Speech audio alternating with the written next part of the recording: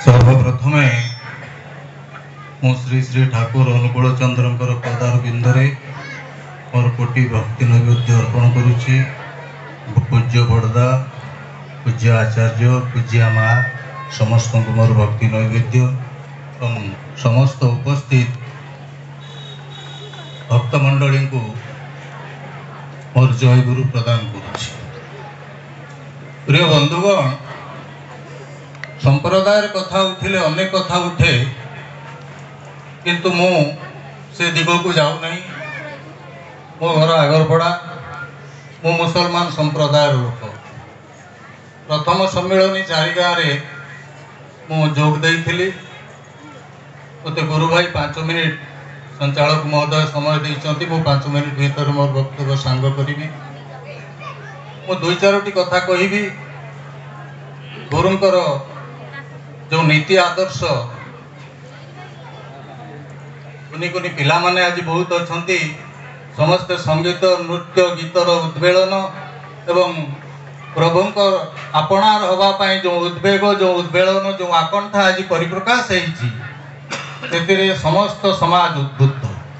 तार कारण अ आ हर्षई दीर्घई ये हूँ जीवन गतिपथ। अर्थात सत् कथा को सत्कर्म को अभ्यास रे परिणत करिबा।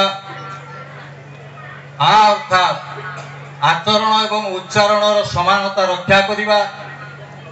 हर्षई अर्थात भल काम, भल कार्य, भल कथा कहिबा पई, करिबा पई इच्छा शक्ति व्यक्त करिबा। एवं दीर्घई ये समस्त कार्य सफल सेतेबेले हबो जेतेबेले आपण माने ईश्वरंकर आश्रित होइजिबे बा ईश्वरंक प्रति भक्ति आस्था प्रदान करिवे। ये होची मूल मंत्र। आ कथा होची माँ माने एठी उपस्थित अछंती। मु पुणी थरे माँ मानकु मोर गभीरतम प्रदेशरु कोटि कोटि प्रणाम अर्पण करुछि। एइतिपाई माँ मानक बिना ये समाज संभव नुहे। ये समाज रे श्रृंखला संभव नुहे। ये समाज को श्रृंखलित व्यवस्था भितर परिचालित करिवार जो चाबुक से माँ मानक हाथ में रही। माँ माने जेते श्रृंखलित हेबे सेते तांकर परिवार श्रृंखलित हेबो, पिला माने श्रृंखलित हेबे, समाज श्रृंखलित हेबो एवं श्रृंखला धारा रे से माने आध्यात्मिक चेतनार परिपंथी हेबे नाही एवं आध्यात्मिक चेतना भितर रही ये समाज को एक सुंदर समाज गठन करिवार एक नूतन स्वप्न देखिबे। कथा होची निजे निजको चिन्ही अन्य को चिन्हिबा, निज को बुझी अन्य को बुझेइबा एवं अन्य को बुझी निज को बुझेइबा। या भितर जो आध्यात्मिक चेतनार संधिक्षण रे आमे गति करूचे तार नाम होची जीवन। मृत्यु ठारू जन्म ठारू मृत्यु भितर जो व्यवधान रही ताय होची जीवन। मृत्यु जन्म ठारू जीवन नहीं तुम आमको मृत्यु पाखरे पहुंचाए।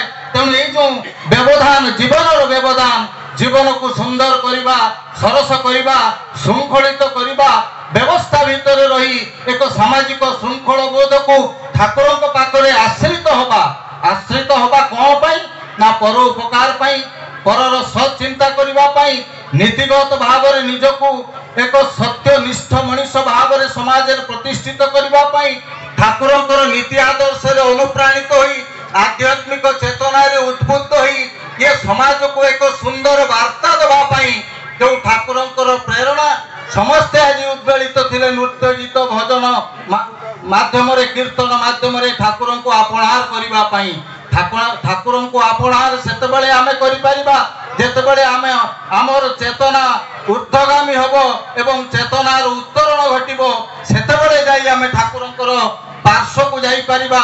ठाकुरंकर नीतिकांति मानिबा सहित ठाकुरंकर नीति आदर्श रे अनुप्राणित होई ठाकुर जहा कहउचंती माँ मानकु, शिशु मानकु, युवक मानकु से कथा पर ध्यान देई आमे जदि ठाकुरंकर चर्चा करिबा, ठाकुरंकर नीति आदर्श रे समाज रे सेवा करिबा, गरीब खटिकिया मेहनतकारी वृद्ध वृद्धा अपदार्थ ये समस्तंकर जेतेबेले आमे सेवा करिबा मन भितर एवं सेवा मनोभाव जागृत हेले सेवा सबु बेले बासे। जोंति पाई समस्त महापुरुष माने सेवा उपरे गुरुत्व देइचंती कारण सेवार ओलटा नाम होउची बासिबा। सेवा जे पर्यंत आपण माने निरवच्छिन्न भाव रे सत चिंतन रे एक निरंकुश भाव रे आपण माने मनुष्यर सेवा न करिवे समाजर सेवा न करिवे से पर्यंत ठाकुर आपनक पाखकु दर्शन देवार मनोभाव पोषण करिवे नहीं। तार अर्थ होची सेवा ही परम धर्म मनुष्यर सेवा ही ठाकुरंकर सेवा ठाकुरंक प्रति भक्ति नैवेद्य अर्पण करी ठाकुरंक प्रति आस्था प्रकट करी ठाकुरंक प्रति विश्वास रखी ठाकुरंकर नीति आदर्श अनुप्राणित ही समस्ते जदि समाजर मंगल करिबा ताहेले आजिर ये वार्षिक उत्सव सदा सर्वदा सफल हब आगकु आगकु आगकु आगकु परम श्री ठाकुर अनुकूल चंद्रंकर वार्ता आगकु आगकु माड़ी चलिबो ये संगठन एक महासमुद्र रे परिणत हबो यही कामना करी पुणी थरे ठाकुरंकर पादपद्म रे भक्ति नैवेद्य अर्पण करी समस्तଙ୍କୁ मोर जय गुरु प्रदान करी मोर वक्तव्य सांग करूची। जय हिंद, वंदे उत्कल जननी, जय गुरु।